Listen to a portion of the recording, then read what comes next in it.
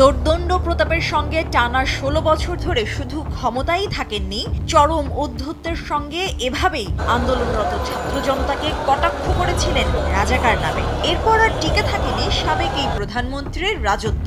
৫ August প্রাণ বাঁচাতে মাত্র ৪৫ মিনিটের মধ্যে গণভবন ছাড়তে বাধ্য হন শেখ হাসিনা। আর এরই মধ্য দিয়ে চূড়ান্ত পতন ঘটে হাসিনা সাম্রাজ্যের। মুক্তিযোদ্ধার সন্তান নাতিপুতিরা কেউ মেধাবী না, যত রাজাকারের বাচ্চারা নাতিপুতি হলো মেধাবী, তাই না? ছাত্র জনতার ওপর হেলিকপ্টার থেকে গুলি ছোড়ার সঙ্গে সঙ্গেই অঘোষিতভাবে নির্ধারণ হয়ে যায় হাসিনার পতন।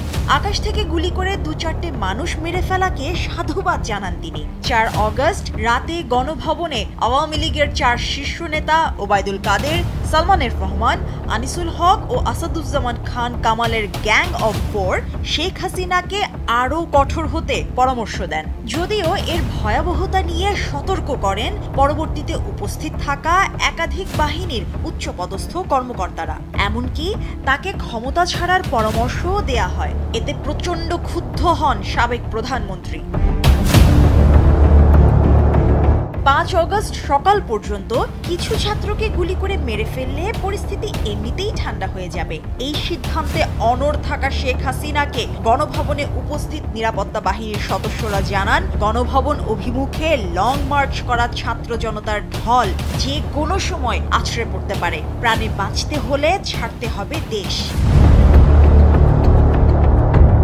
আর তার কিছুক্ষণ পরেই ঐতিহাসিক গণভবনে হুড়মুড়িয়ে প্রবেশ করে জনতার স্রোত। ছাত্র জনতার প্রবল তোপ, ক্ষোভ আর হতাশার মুখে পড়ে লাল ইটের এই স্থাপত্যটি। বাদ যায়নি সংসদ ভবনও। বাংলাদেশের দুটি গুরুত্বপূর্ণ ভবনে এমন বিশৃঙ্খলা এর আগে কখনো দেখা যায়নি। শেখ হাসিনার পালিয়ে যাওয়াকে উদযাপন করতে গণভবনের আসবাবপত্র নিয়ে চলে যাওয়ার ঘটনাও ঘটেছে। বাদ যায়নি সাবেক প্রধানমন্ত্রীর ফ্রিজে থাকা খাবারও। আর এই তালিকায় তার ব্যবহার্য বস্তু তো আছেই।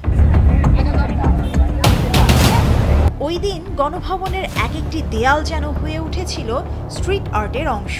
ইটের দেয়ালে প্রকাশ পেয়েছে জনরোষ আর অভ্যুত্থানের মর্মান্তিক স্মৃতিগুলো। সাবেক প্রধানমন্ত্রীর এককালের বাসভবনের প্রতিটি ঘরে ভাঙা আসবাবপত্র আর কাঁচের টুকরোর ছড়াছড়ি। আর সংসদ ভবন যেন হয়ে ওঠে জনসাধারণের জন্য উন্মুক্ত কোনো পার্ক। সংসদ ভবনের আসবাবপত্রের ক্ষয়ক্ষতি ছাড়াও খোয়া গেছে ভল্টে থাকা গুরুত্বপূর্ণ নথিসহ আইনশৃঙ্খলা বাহিনীর আগ্নেয়াস্ত্র এবং গোলাবারুদ। নিজেকে ভাবতেন প্রবল পরাক্রমশালী এক শাসক, যার হাতের মুঠোয় পুরো বাংলাদেশ, যার এক ইশারায় চলবে দেশের প্রতিটি ক্ষেত্র, যিনি কখনো কোনো ভুল করতেই পারেন না। তবে যুগে যুগে সব স্বৈর শাসকের পতন যে অনিবার্য, পালিয়ে গিয়ে যেন সেটাই আবারও প্রমাণ করেছেন শেখ হাসিনা। মুশরিফা নুসাত, নিউজ ডেস্ক, দেশ টিভি।